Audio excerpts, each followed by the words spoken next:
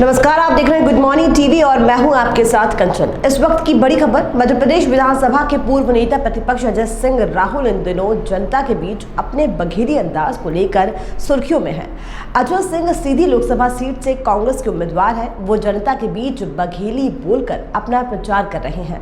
भाजपा ने सीधी से मौजूदा विधायक रीति पाठक को टिकट दिया है। अजय सिंह ने रीति पाठक पर हमला करते हुए कहा कि इस बार का चुनाव रीति पाठक और राहुल के बीच है।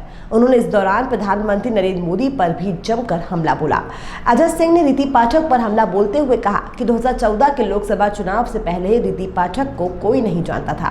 पीएम मोदी ने 2014 के चुनाव में लोगों से वादा किया था कि केंद्र में भाजपा की सरकार आएगी तो सबके खाते में 15 लाख रुपए आएंगे, जिसके कारण आप लोगों ने अनजान रीति पाठक को चुनाव जिता दिया। भाजपा वाले आपके पास आएंगे और मोदी के नाम पर वोट मांगेंगे। वैसे तो भाजपा के पास अब कोई नेता नहीं बचा है।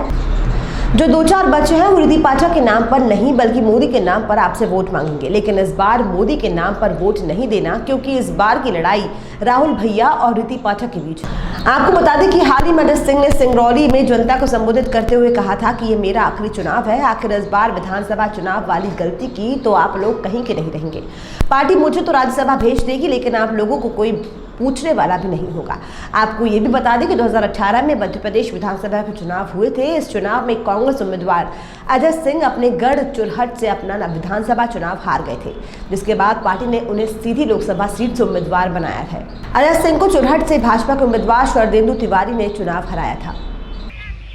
कि वह युवा संघर्ष करके सियानन के मार्गदर्शन पर आने वाले चुनाव में अहम भूमिका निभावे, तभी उनके भविष्य और हमारे सबके भविष्य सुनिश्चित हो सके कि ना हो सके। वही भैया सब जगह छुपाने बैठे ऐसे बड़ा घबरान है।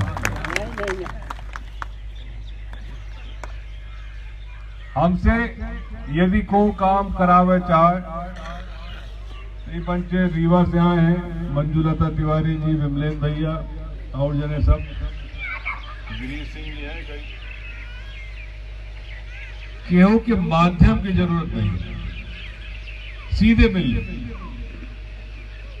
या ना ढूंढी कि हमें केहू का ढूंढने का पड़ी, उनका चिट्ठी लिखावे का पड़ी, तब हमें काम करें। सीधे मिली, साड़ा में, सीधी में, जहां मिले कोई मिली, आपन काम बताए और हम इलाज से लेके स्कूल कॉलेज के एडमिशन सब कराए थे बिना सोचे समझे। हमें अपना से कुछ न चाहिए, हमें केहू से 1 रुपया न चाहिए और न हमारे ऊपर आज तक आरोप है केहू से 1 रुपया लिए हो। यदि भा है, यदि केहू के किराया समाप्त हो गया तो किराया दे वापस लौटेगा, नहीं तो हमारे पदियत हो जाए। तो हमें अपना से जब कुछ न चाहिए और सिर्फ एक दफे अपना के आशीर्वाद चाहिए, तो जो 2014 में गोविंद मिश्रा जी के टिकट काटने के बाद जिनका चुनाव मैदान में लड़ावागा या सांसद है, वह समय सीधी जिला में नहीं जानत रहे कि क्यों आई, को जानत रहा कि रीति पाठक को आई। लेकिन नरेंद्र मोदी के हुआ एक फरमान जारी बरा कि सबके खाता में 15 लाख रुपया आ गए, तो वो 15 लाख रुपया के चक्कर में अनजान व्यक्ति सांसद हो गई सीधी। तो जब एक अनजान व्यक्ति सांसद हो सकती है तो भाई हम तो सुई पुस्त वाले हैं, पहचानो ही जानो है सब है, वो के बाद का दिक्कत थी।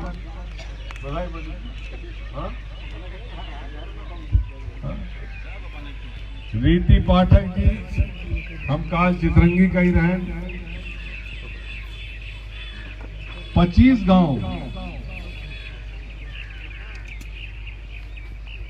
गांव मतलब करीब 40 पोलिंग में रहे सवेरे से रात तक। 12 बजे हम करथुआ में आखिरी सभा है। करथुआ छोड़ के कौनो गांव में एक आदमी नहीं कहे कि 5 साल में रीति पाठक जी कौनो गांव में रुकी हो, काम की। अब चुनाव आए। तो चुनाव में भाजपा वाले यही कोई दो चार जने, उसमें बच्चे बहुत कम है। आजो गोविंद मिश्रा जी इस्तीफा दे दी, हाँ आज और इस्तीफा दे दी। लालचंद गुप्ता जी पहले चले गए रहे। अब भाजपा के कौनो कार्यकर्ता है बमनी में, तो वह रीति पाठक के नाम से वोट न मांगे, वो सीधे कहीं मोदी की सरकार बनावे, मोदी की तरह एक दफे और वोट दे दे। एक दफे वोट दिए तुम्हारे घर में जो पैसा रहा वो चला, और 15 लाख रुपये जो वादा रहा वो नहीं। यह चुनाव में मोदी के चुनाव न हो, यह चुनाव है रीति पाठक और राहुल भैया के बीच।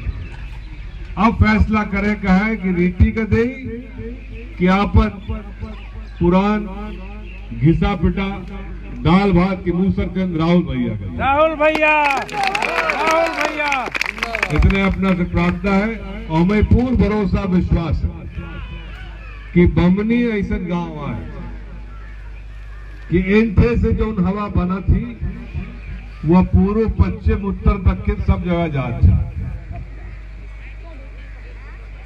तो अपना के आशीर्वाद मिले, जो उन्हें सेवा करे के मौका मिले। धन्यवाद। जय हिंद।